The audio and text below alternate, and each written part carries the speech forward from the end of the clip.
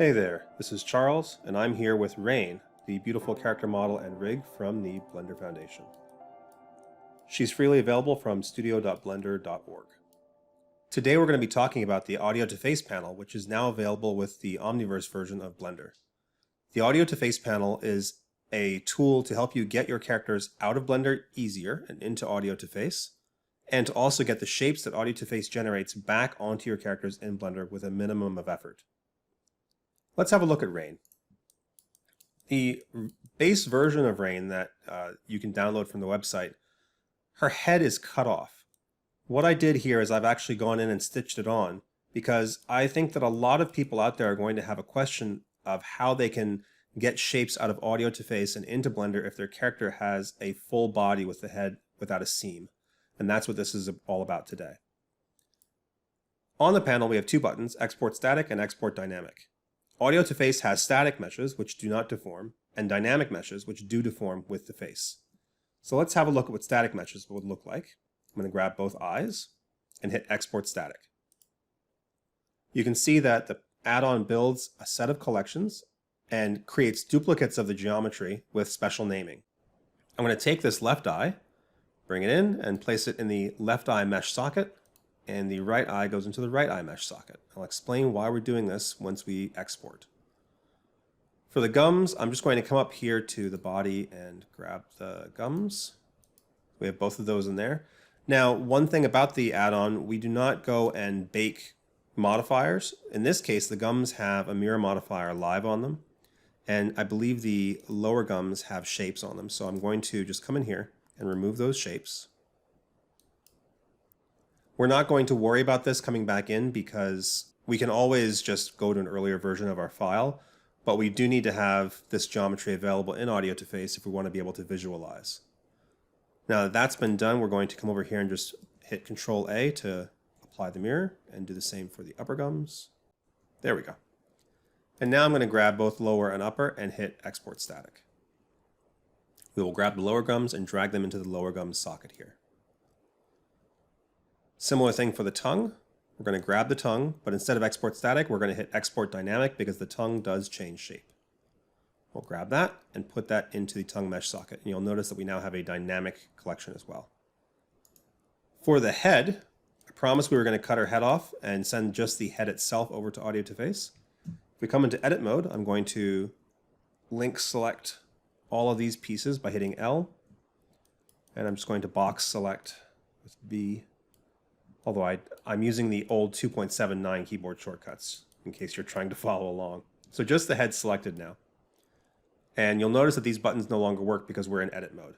If I click use face selection, now I can hit Export Dynamic.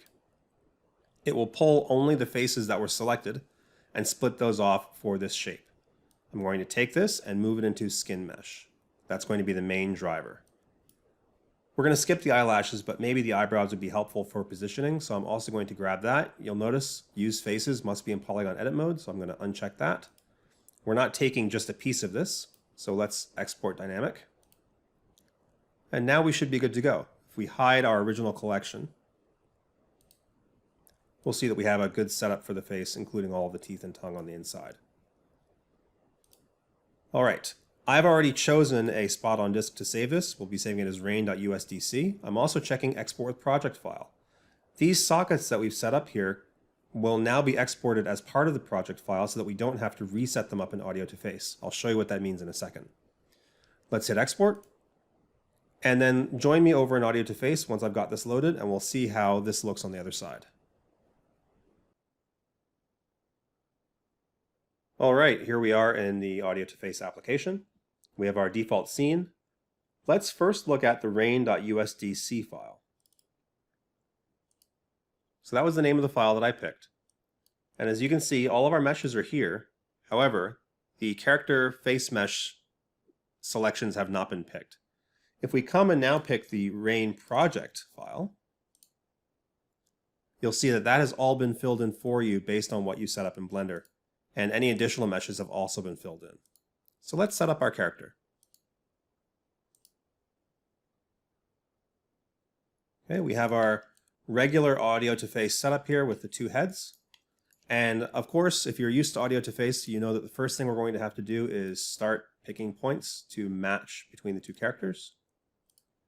This is a very long process, and I don't think that you need to sit and watch me click and click and click. So let me finish marking up these two characters and making sure that they match, and I will be back in just a second. And we're back. Please keep in mind this is a very quick setup. Obviously, the more points you add, the better your solve will be. In fact, I think I might add a few more points to the cheeks just to make sure that we get a better solve in that area. But we're done, and now we can begin with our mesh fitting.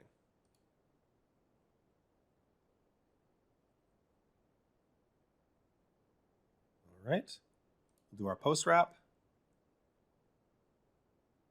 tongue mesh fitting.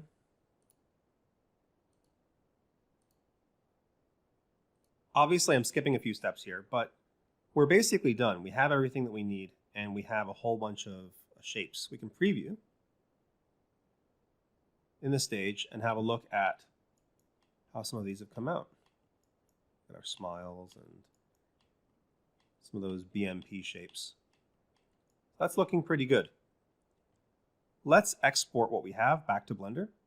So I'm going to hit export here and find that same folder. And I'm just going to call this exported.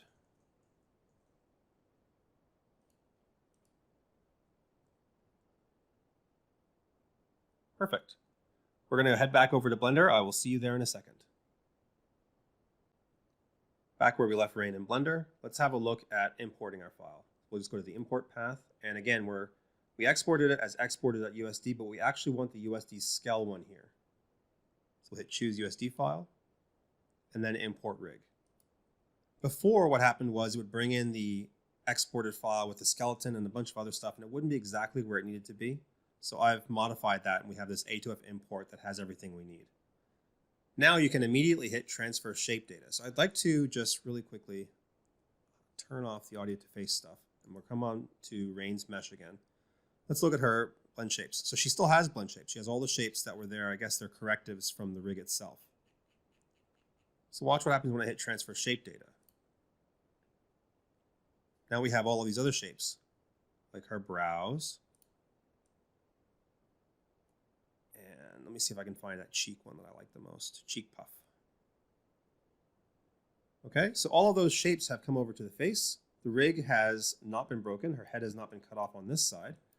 And in fact, let me just prove that to you by coming into the armature, going into pose mode, rotating her head, and let's go back to those cheek puffs. So they're still working just fine. So that is the new workflow. We are, of course, looking for any comments or suggestions you have. And if you make anything cool with it, please share it with us. Thanks.